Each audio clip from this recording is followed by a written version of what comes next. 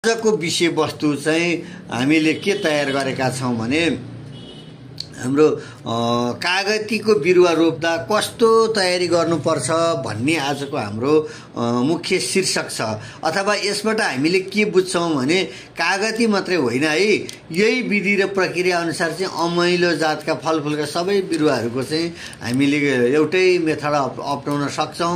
एउटै मेथडले चाहिँ हामीलाई उपयुक्त ज्ञान दिन्छ भन्ने हाम्रो पनि बुझाइ हो र ठम्माइ हो। काम गर्नेलाई मात्रै हो केही मिस्टेक हुन्छ कि भन्ने, काम नगर्नेलाई भनेको मिस्टेक हुँदैन। कुरा मात्रै गर्नेलाई कुरामा फल फल्दैन। त्यसैले हामीले कुरा गर्न खोजेको चाहिँ फल फलाउन बोटै चाहिन्छ, बोटमा फल फलाउनु पर्छ भन्ने हाम्रो धारणा हो। नेपाल कृषि वन बिउबिजन केन्द्रको धारणा प्रत्येक नेपाली किसानहरूको घर आँगनमा चाहिँ अमिलो जातका फलफुलका बिरुवाहरू हुन् भन्ने हाम्रो धारणा हो। र यही धारणा अनुसार हामीले काम गर्दै आइरहेको कुरा पनि यहाँहरूलाई थाहा छ। र कतिपय चाहिँ यहाँहरूलाई के पनि लाग्न सक्छ भने आफ्नो बिजनेस व्यापार बढाउनको लागि होला भन्ने लाग्छ।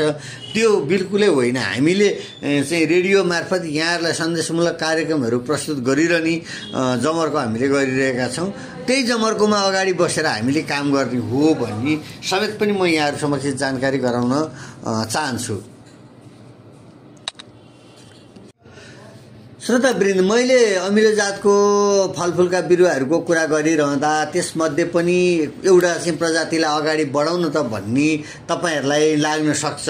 त्यो एउटा प्रजाति भनेको आजको विषयमा हामीले कागतीको बिरुवा रोप्न कस्तो तयारी गर्नुपर्छ भन्नेलाई यसैलाई विषय बनाएर आज तपाईहरुमाझ हामीले छलफल गर्ने चाहिँ सोच र योजना बनाएका छौं भने म त्यही अनुसारको यहाँहरु समक्ष प्रस्तुत गर्न गइरहेको छु। कृषकले पछिल्लो लामो समय चाहिँ कागतीको व्यावसायिक रूपमा खेती गर्न थालेका छन्। कागतीको रसमा भिटामिन सी प्रशस्त मात्रामा पाइने हुनाले स्वास्थ्यका लागि अत्यन्तै महत्त्वपूर्ण फल हो।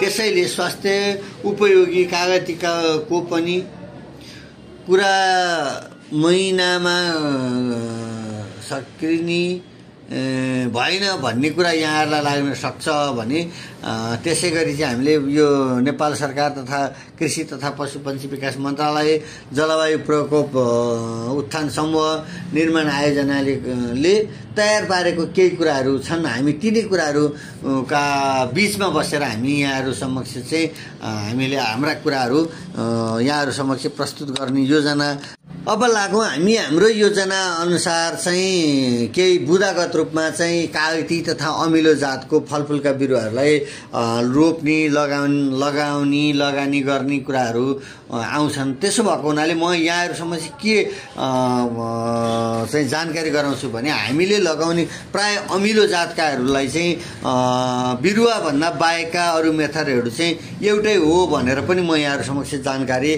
गराउँछु। र त्यसका अगाडि मैले यहाँलाई केही चाहिँ कुरा गर्नै पर्ने हुन्छ। र हामीले फलफुलको बिरुवाहरू रोप्दै छौं, सुन्तला, कागती, जुनार, मौसम लगायतका बिरुवाहरू रोप्दै छौं भने केही कुराहरू चाहिँ हामीले ध्यान दिनुपर्ने हुन्छ।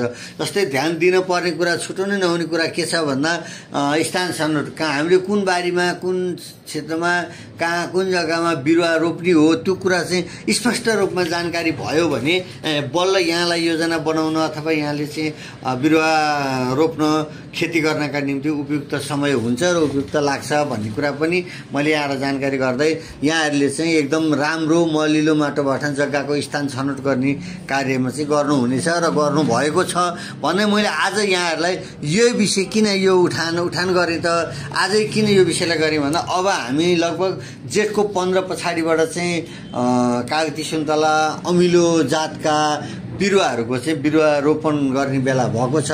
र त्यो अमिलो जातको बिरुवा रोपण गर्ने बेलामा अब भाइ बहिनीहरू सबैले चाहिँ कागती लगायत विभिन्न प्रकारका बिरुवाहरू लगाउनुहुन्छ, लगाउने तयारीमा छ भनेदेखि यो कुराहरूलाई चाहिँ यहाँले पक्कै पनि अवलम्बन गर्नुहुनेछ भन्ने कुरा मैले जानकारी गराउँदा स्थान छनौटको विषयमा यति नै भने।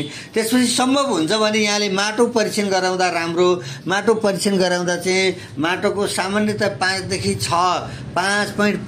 6.5 सम्म चाहिँ उपयुक्त हुन्छ भन्छन्। त्यो माटो चाहिँ हुन, त्यही माटोको आधारमा यहाँले चाहिँ बिरुवाहरू रोपण गर्न सक्नुहुन्छ भन्ने कुरा मैले यहाँहरू समक्ष प्रस्तुत गरेँ। त्यसै गरी अब खनजोत गर्ने कुराहरू हामी कुरा गर्छौँ, फलफुलको बिरुवाहरू रोपिदियो भने अब चाहिँ भइहाल्छ, फलिहाल्नु पर्छ भन्ने हाम्रो मनसाय र ठम्याइ हुन्छ।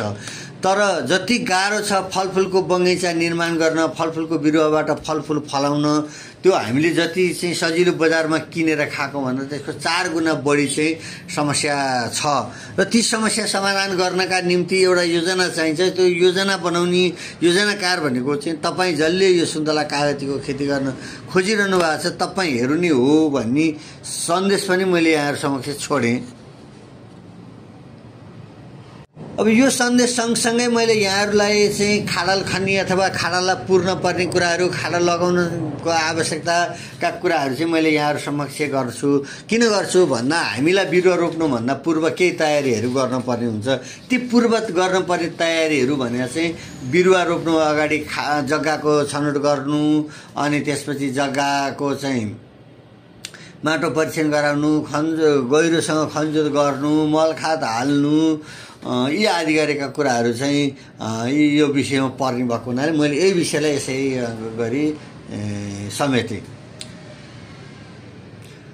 अब खाडल चाहिँ तपाईँको जात अनुसारको र कलमी बिरुवा गर्दै हुनुहुन्छ कि गुटी बिरुवाहरू गर्दै हुनुहुन्छ कि तपाईँले बिजु बिरुवा गर्दै हुनुहुन्छ, तपाईँले लगाउने बिरुवामा पनि भर पर्ने हुन्छ।